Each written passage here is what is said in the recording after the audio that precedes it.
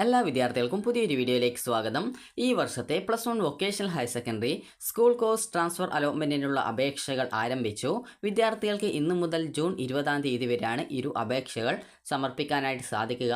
വിദ്യാർത്ഥികൾ ഓൺലൈനായിട്ട് അപേക്ഷ സമർപ്പിക്കുകയും അതിനുശേഷം ലഭിക്കുന്ന പ്രിൻ്റ് ഔട്ടിൽ നിങ്ങളും നിങ്ങളുടെ പേരൻറ്റും സിഗ്നേച്ചർ ഇട്ട ശേഷം, അതായത് ഒപ്പിട്ട ശേഷം നിങ്ങൾക്ക് അത് നിങ്ങൾ ഏത് സ്കൂളിലാണോ നിലവിൽ നിങ്ങൾ പെർമനൻറ്റ് അഡ്മിഷൻ നേടിയിട്ടുള്ളത്, അപ്പോൾ ആ ഒരു സ്കൂളിലെ പ്രിൻസിപ്പാളിന് നിങ്ങൾ ആ ഒരു ആപ്ലിക്കേഷൻ ഫോം കൊടുക്കുകയും അത് പ്രിൻസിപ്പാൾ വെരിഫൈ ചെയ്യുന്നതോടുകൂടി മാത്രമാണ് വിദ്യാർത്ഥികളുടെ ട്രാൻസ്ഫറിൻ്റെ ആപ്ലിക്കേഷൻ കൺഫേം ആവുക. അപ്പോൾ വിദ്യാർത്ഥികൾ അപേക്ഷ സമർപ്പിക്കുമ്പോൾ ശ്രദ്ധിക്കേണ്ടത് നിങ്ങൾക്ക് ഏത് കോഴ്സിൽ ഏത് സ്കൂളുകളിലേക്കാണ് മാറേണ്ടത് എന്നുള്ളത് കൃത്യമായിട്ട് നിങ്ങൾ മനസ്സിലാക്കേണ്ടതാണ്. അപ്പോൾ ഈ ഒരു ഹയർ സെക്കൻഡറി പോലെ തന്നെ വൊക്കേഷണൽ ഹയർ സെക്കൻഡറിയിലും സയൻസ്, കൊമേഴ്സ്, ഹ്യൂമാനിറ്റീസ് ഇതുപോലുള്ള കോഴ്സുകളുണ്ട്.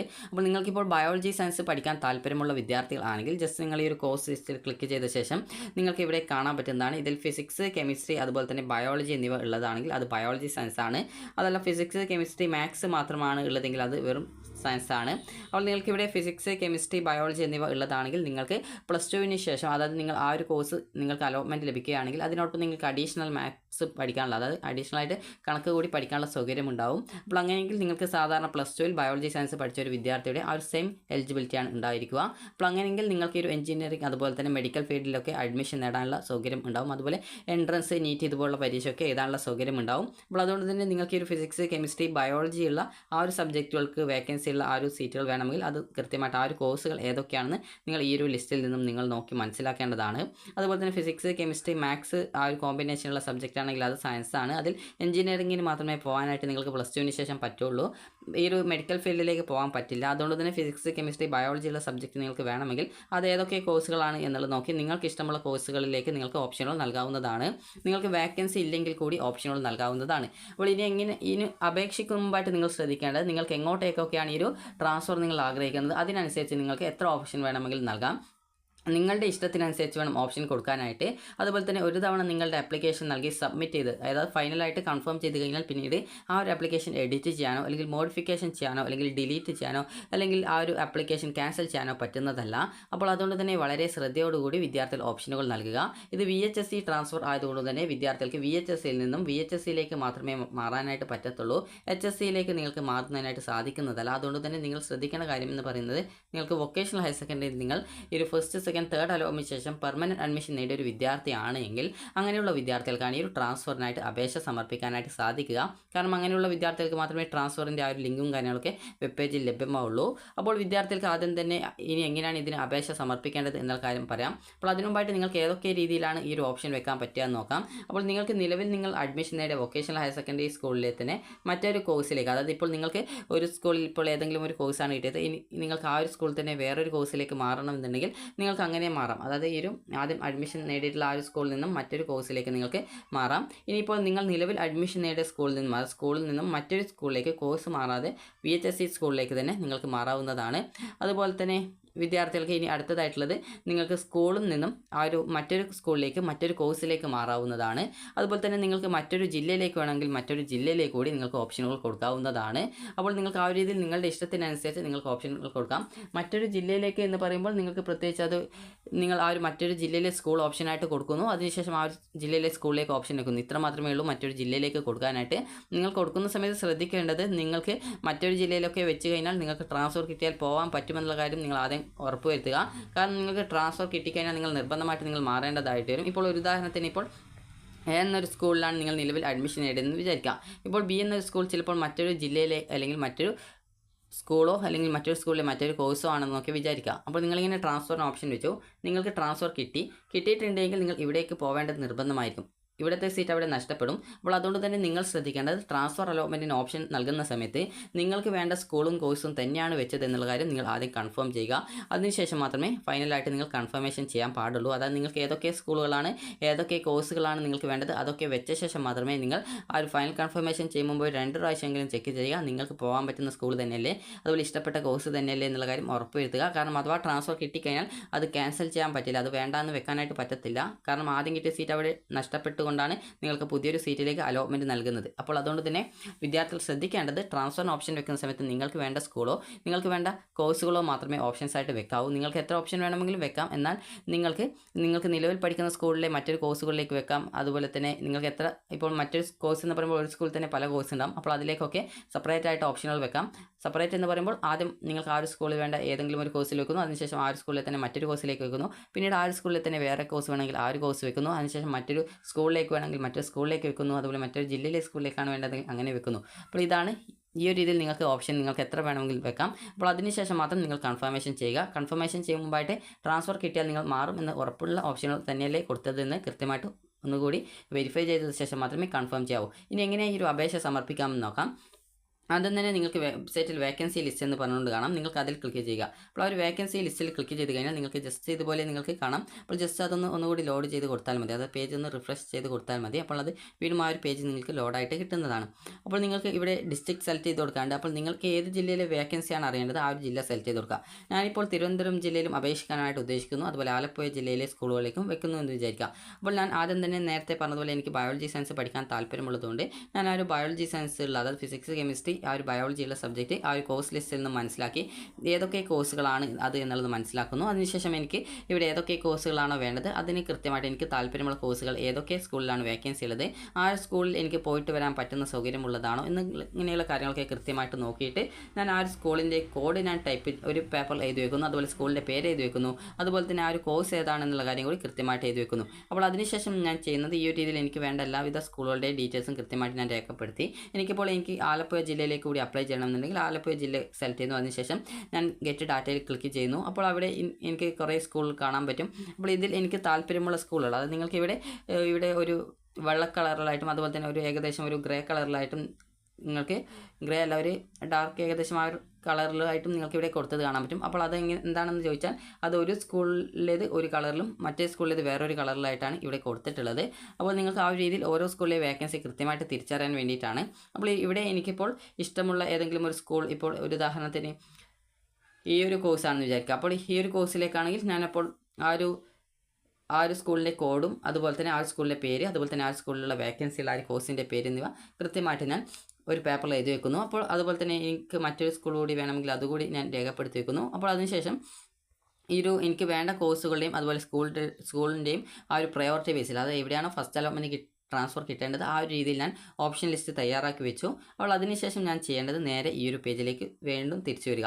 അതിനുശേഷം ഇവിടെ ക്യാൻഡിൽ ലോഗിൻ ഫോർ ട്രാൻസ്ഫർ എന്ന് പറഞ്ഞുകൊണ്ട് കാണാം. അപ്പോൾ അതിൽ ക്ലിക്ക് ചെയ്യുക. അപ്പോൾ അതിൽ ക്ലിക്ക് ചെയ്ത് കഴിഞ്ഞാൽ നിങ്ങൾക്ക് യൂസർ നെയിം എന്ന് പറഞ്ഞാൽ നിങ്ങളുടെ മൊബൈൽ നമ്പറാണ്. നിങ്ങൾ VHSCയിൽ അപേക്ഷ സമർപ്പിക്കുമ്പോൾ നൽകിയ നിങ്ങളുടെ മൊബൈൽ നമ്പർ കൊടുക്കുക, പാസ്വേഡ് കൊടുക്കുക. അതുപോലെ തന്നെ ഇവിടെ കുറച്ച് ഇംഗ്ലീഷ് അക്ഷരം കാണാം. ഇംഗ്ലീഷ് അക്ഷരം ആ ഒരു നിങ്ങൾക്ക് മനസ്സിലാവുന്നില്ലെങ്കിൽ ഇവിടെ റിന്യൂ ബട്ടൺ കൊടുത്തിട്ടുണ്ട്. അപ്പോൾ അതിൽ ക്ലിക്ക് ചെയ്യുമ്പോൾ അത് ഇവിടെയുള്ള ആ ഒരു ഇംഗ്ലീഷ് അക്ഷരം ചേഞ്ച് ആവും. അതിനുശേഷം നിങ്ങൾ ഇവിടെ ടൈപ്പ് ചെയ്ത് കൊടുത്താൽ മതി. അപ്പോൾ ഞാൻ ജസ്റ്റ് ഇവിടെ ഒന്നുകൂടി ക്ലിക്ക് ചെയ്യുന്നു. അതിനുശേഷം എനിക്ക് ഇതാണ് കറക്റ്റായിട്ട് മനസ്സിലാവുന്നത്. അപ്പോൾ അത് ഞാൻ കൃത്യമായിട്ട് ഇവിടെ ടെക്സ്റ്റ് ഫ്രം ഇമേജ് എന്നുള്ള ഇവിടെ ഞാൻ ടൈപ്പ് ചെയ്ത് കൊടുക്കുന്നു. അതിനുശേഷം ലോഗിൻ ചെയ്യുന്നു.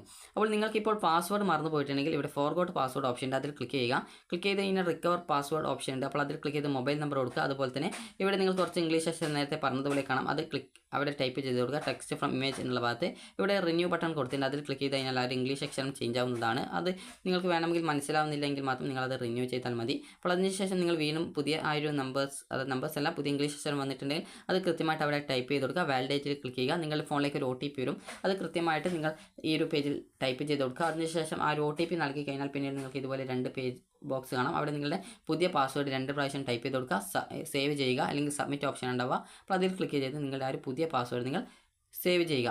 ഇനി വിദ്യാർത്ഥികൾ ചെയ്യേണ്ട കാര്യം എന്ന് പറയുന്നത് നേരത്തെയുള്ള ആ ഒരു പേജിലേക്ക് വീണ്ടും വരിക. അതിനുശേഷം നിങ്ങളുടെ ആപ്ലിക്കേഷൻ നമ്പർ ആയിട്ടുള്ള അതായത് യൂസർ നമ്പർ ആയിട്ടുള്ള മൊബൈൽ നമ്പർ കൊടുക്കുക. അതുപോലെ തന്നെ നിങ്ങളുടെ പാസ്വേഡ് കൊടുക്കുക. അതുപോലെ തന്നെ അവിടെ ആ ഒരു സമയത്ത് എന്താണോ സ്ക്രീനിൽ ആ ഒരു ഇംഗ്ലീഷ് അക്ഷരം കാണുന്നത് അത് കൃത്യമായിട്ട് ടൈപ്പ് ചെയ്ത് കൊടുക്കുക. മനസ്സിലാവുന്നില്ലെങ്കിൽ റിന്യൂ ബട്ടൺ ക്ലിക്ക് ചെയ്ത് അത് ചേഞ്ച് ആക്കി വീണ്ടും ടൈപ്പ് ചെയ്ത് കൊടുക്കുക. അതിനുശേഷം വിദ്യാർത്ഥികൾ ചെയ്യേണ്ടത് ലോഗിൻ ബട്ടൺ ക്ലിക്ക് ചെയ്യുക. ലോഗിൻ ബട്ടൺ ക്ലിക്ക് ചെയ്യുമ്പോൾ നിങ്ങളോട് സെൻഡ് OTP ഓപ്ഷൻ ചോദിക്കും. അപ്പോൾ സെൻഡ് OTPയിൽ ക്ലിക്ക് ചെയ്യുക. അപ്പോൾ അതിനുശേഷം വിദ്യാർത്ഥികൾക്ക് നിങ്ങളുടെ ഫോണിലേക്ക് വരുന്ന OTP നൽകുക, സബ്മിറ്റ് ചെയ്യുക. അപ്പോൾ അതോടുകൂടി നിങ്ങൾക്ക് എഡിറ്റ് ചെയ്യാനുള്ള പേജിലേക്ക് പോകുന്നതാണ്. അവിടെ നിങ്ങൾക്ക് കാണാൻ പറ്റുന്നതാണ് അപ്ലൈ ഫോർ ട്രാൻസ്ഫർ എന്നോ അങ്ങനെ ട്രാൻസ്ഫറിന് അപ്ലൈ ചെയ്യാനുള്ള ഒരു ലിങ്ക് കാണാൻ പറ്റും. ജസ്റ്റ് നിങ്ങൾ ആ ലിങ്കിൽ ക്ലിക്ക് ചെയ്യുക. ക്ലിക്ക് ചെയ്യുന്ന സമയത്ത് നിങ്ങൾക്ക് പിന്നീട് ഈ ഒരു ഓപ്ഷനുകൾ നൽകാനുള്ള പേജ് കാണാൻ പറ്റും. അത് നിങ്ങളുടെ പേഴ്സണൽ ഡീറ്റെയിൽസും കാര്യങ്ങളൊക്കെ കുറച്ച് കാര്യങ്ങൾ അവിടെ ഉണ്ടാവും. അപ്പോൾ അത് നിങ്ങൾക്ക് നോക്കിയ ശേഷം നിങ്ങൾക്ക് ഇതുപോലെ ഓപ്ഷൻ സെലക്ട് ചെയ്ത് കൊടുക്കാനുള്ള ഓപ്ഷൻ ഉണ്ടാവും. അത് ഓപ്ഷൻ സെലക്ട് ചെയ്ത് കൊടുക്കാനുള്ള ഓപ്ഷൻ സെലക്ട് ചെയ്യാനുള്ള ഇതുണ്ടാവും. അപ്പോൾ അവിടെ നിങ്ങൾ ചെയ്യുന്നത് ഓപ്ഷൻ നമ്പർ എത്രാമതാണ് ഓട്ടോമാറ്റിക്കലി അവിടെ ലാസ്റ്റ് ആയിട്ടാണ് നിങ്ങൾ ഓരോ ഓപ്ഷൻ കൊടുക്കുന്നതിനനുസരിച്ചും 1 by 1 ആയിട്ട് വരുന്നതിന് വേണ്ടിയിട്ട് ലാസ്റ്റ് എന്നുള്ള രീതിയിലാണ് അവിടെ കൊടുത്തിട്ടുണ്ടാവുക. അതുപോലെ തന്നെ ഇവിടെ നിങ്ങൾക്ക് ഏത് സ്കൂളിലേക്കാണോ വേണ്ടത് അത് നിങ്ങൾക്ക് സെലക്ട് ചെയ്ത് കൊടുക്കുക. അപ്പോൾ ഇവിടെ നിങ്ങൾക്ക് സ്കൂൾ ഏതാണോ വേണ്ടത് അത് കൃത്യമായിട്ട് നിങ്ങൾ സെലക്ട് ചെയ്ത് കൊടുക്കുക. ഏത് സ്കൂളിലേക്കാണ് നിങ്ങൾ ട്രാൻസ്ഫർ ആഗ്രഹിക്കുന്നത് ആ ഒരു സ്കൂൾ സെലക്ട് ചെയ്ത് കൊടുക്കുക. അതുപോലെ തന്നെ ഇവിടെ നിങ്ങൾ ഏത് കോഴ്സിലേക്കാണ് നേരത്തെ നിങ്ങളൊരു ലിസ്റ്റ് തയ്യാറാക്കിയിട്ടുണ്ടായിരുന്നു. അപ്പോൾ ആ ഒരു രീതിയിൽ നിങ്ങൾ കൃത്യമായിട്ട് നിങ്ങൾക്ക് വേണ്ട സ്കൂൾ കോഴ്സ് എന്നിവ സെലക്ട് ചെയ്ത് കൊടുക്കുക. അതിനുശേഷം നിങ്ങൾക്ക് ആഡ് ഓപ്ഷൻ ഉണ്ടാകും. അപ്പോൾ ആഡ് ഓപ്ഷൻ ക്ലിക്ക് ചെയ്യുക, അത് ആഡ് ചെയ്യുക. അപ്പോൾ ആ ഒരു കാര്യങ്ങളൊക്കെ നിങ്ങൾ സെലക്ട് ചെയ്യുന്ന സമയത്ത് ഓട്ടോമാറ്റിക്കലി അത് താഴെ പേജിൽ ലിസ്റ്റഡ് ആയിട്ട് വരും. സീരിയൽ നമ്പർ, അതുപോലെ സ്കൂൾ, അതുപോലെ കോമ്പിനേഷൻ, അതുപോലെ തന്നെ ഇവിടെ ഡിലീറ്റ്, അതുപോലെ തന്നെ എഡിറ്റ് ഓപ്ഷൻ ഉണ്ടാകും. അപ്പോൾ അത് കൃത്യമായിട്ട് നിങ്ങൾക്ക് ഏതെങ്കിലും ഓപ്ഷൻ നൽകിയ ശേഷം ഡിലീറ്റ് ചെയ്യണമെങ്കിൽ അത് ചെയ്ത് ഡിലീറ്റ് ചെയ്യാം. അതുപോലെ അത് എഡിറ്റ് ചെയ്ത് അതിൻ്റെ എന്തെങ്കിലും സ്ഥാനമോ മറ്റോ ചേഞ്ച് ചെയ്യണമെങ്കിൽ അങ്ങനെ ചെയ്യാവുന്നതാണ്. അപ്പോൾ ഈ രീതിയിൽ നിങ്ങൾക്ക് വേണ്ട ഓപ്ഷനുകളൊക്കെ കൃത്യമായിട്ട് നിങ്ങൾ നൽകിയ ശേഷം നിങ്ങൾക്ക് ഇനി യാതൊരു വിധത്തിലുള്ള ഓപ്ഷനും പുതുതായിട്ട് ആഡ് ചെയ്യേണ്ടതില്ല എങ്കിൽ കൺഫേം ചെയ്യാം. ഇനി ഏതെങ്കിലും ഓപ്ഷൻ നിങ്ങൾക്ക് പുതുതായിട്ട് ആഡ് ചെയ്ത് കൊടുക്കണമെന്നുണ്ടെങ്കിൽ നിങ്ങൾക്ക് താല്പര്യമുള്ള ഓപ്ഷനുകളൊക്കെ ആണെങ്കിൽ നിങ്ങൾക്ക് ഇപ്പോൾ ഒന്നാമതായിട്ട് ഓപ്ഷൻ സെറ്റ് ചെയ്യണമെങ്കിൽ ഇവിടെ നിങ്ങൾ ആ ഒരു ലാസ്റ്റ് എന്ന് മാറ്റി ഫസ്റ്റ് ആക്കി കൊടുത്തിട്ട് നിങ്ങൾക്ക് ഏത് ഓപ്ഷനാണോ വേണ്ടത് ആ ഒരു ഓപ്ഷൻ സെലക്ട് ചെയ്ത് കൊടുത്തു കഴിഞ്ഞാൽ അത് അതിനുശേഷം ആഡ് ചെയ്ത് കഴിഞ്ഞാൽ അത് ഫസ്റ്റ് ഓപ്ഷനായിട്ട് അതിൽ ലിസ്റ്റിൽ വരുന്നതാണ്. അപ്പോൾ ഈ രീതിയിൽ നിങ്ങൾക്ക് വേണ്ട എല്ലാവിധ ഓപ്ഷൻസും നൽകിയെന്ന് ഉറപ്പുവരുത്തുക. വേണ്ടാത്ത ഓപ്ഷൻ ഉണ്ടെങ്കിൽ ആ ഒരു ഓപ്ഷൻ നേരെയുള്ള ഡിലീറ്റ് ബട്ടൺ ക്ലിക്ക് ചെയ്താൽ അത് ഒഴിവാക്കാൻ സാധിക്കുന്നതാണ്. അപ്പോൾ ഇതിനുശേഷം നിങ്ങൾക്ക് വേണ്ട എല്ലാവിധ ഓപ്ഷനുകളും നൽകി, അതായത് നിങ്ങൾക്ക് എത്ര ഓപ്ഷൻ വേണമെങ്കിലും കൊടുക്കാം. അതായത് ട്രാൻസ്ഫർ ആഗ്രഹിക്കുന്ന ഏത് സ്കൂളിലേക്കും ഏത് ജില്ലയിലെ സ്കൂളിലേക്കും നിങ്ങൾക്ക് ഓപ്ഷനുകൾ വെക്കാം. അതുപോലെ ഏത് കോഴ്സിലേക്കും നിങ്ങൾ ഇപ്പോൾ പഠിക്കുന്ന ഇപ്പോൾ അഡ്മിഷൻ നേടിയ സ്കൂളിലേക്ക് ആയിരുന്നാലും നിങ്ങൾക്ക് ഓപ്ഷനുകൾ വെക്കാം. അപ്പോൾ ഇങ്ങനെ വെച്ച ശേഷം നിങ്ങൾക്ക് ഇനി യാതൊരു വിധത്തിലുള്ള എഡിറ്റും ചെയ്യേണ്ടതില്ല എന്ന് ഉറപ്പാണെങ്കിൽ നിങ്ങൾക്ക് കൺഫർമേഷൻ ബട്ടൺ ക്ലിക്ക് ചെയ്യാം. അപ്പോൾ കൺഫർമേഷൻ ക്ലിക്ക് ചെയ്ത ശേഷം വിദ്യാർത്ഥികൾക്ക് ഈ ഒരു ഡിക്ലറേഷൻ ബട്ടൺ ഉണ്ടാകും. അത് കൺഫർമേഷൻ ചെയ്യുന്ന മുമ്പായിട്ടുള്ള ഡിക്ലറേഷൻ ബട്ടണാണ്. അപ്പോൾ അതിൽ നിങ്ങൾ ക്ലിക്ക് ചെയ്യുക. ക്ലിക്ക് ചെയ്ത ശേഷം വിദ്യാർത്ഥികൾ ചെയ്യേണ്ട പ്രധാനപ്പെട്ട കാര്യം എന്ന് പറയുന്നത് ഫൈനൽ കൺഫർമേഷൻ ബട്ടൺ ഉണ്ടാകും. അപ്പോൾ അതിൽ ക്ലിക്ക് ചെയ്ത് നിങ്ങളുടെ ആപ്ലിക്കേഷൻ ഫൈനലായിട്ട് നിങ്ങൾ കൺഫേം ചെയ്യുക. ഫൈനൽ കൺഫർമേഷൻ ചെയ്ത് കഴിഞ്ഞാൽ നിങ്ങൾക്ക് ഒരു പ്രിൻ്റ് ഔട്ട് കിട്ടും. അപ്പോൾ ഒരു ഫൈനൽ കൺഫർമേഷൻ ചെയ്താൽ പിന്നീട് യാതൊരു കാരണവശാലും നിങ്ങളുടെ ആപ്ലിക്കേഷൻ എഡിറ്റ് ചെയ്യാൻ പറ്റുന്നതല്ല. അതിനുശേഷം വിദ്യാർത്ഥികൾ ചെയ്യേണ്ടത് ഈ ഒരു ആപ്ലിക്കേഷൻ എടുത്തുകൊണ്ട് നിങ്ങളുടെ സ്കൂളിലെ പ്രിൻസിപ്പാളിന് കൊടുക്കുക. അതിൽ ആപ്ലിക്കേഷൻ്റെ പ്രിൻ്റ് എടുത്ത ശേഷം അതിൽ നിങ്ങളും നിങ്ങളുടെ പേരൻറ്റും സിഗ്നേച്ചർ ഇടണം. അതിൽ ഒപ്പിടണം.